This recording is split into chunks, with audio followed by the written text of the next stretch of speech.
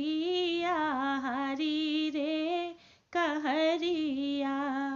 हमहू बैसल हिया हरी रे कहरिया।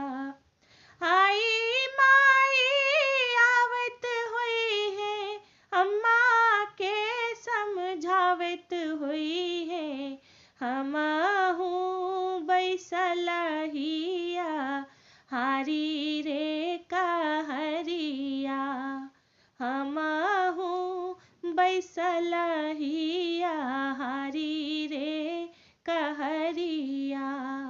हमहू बैसल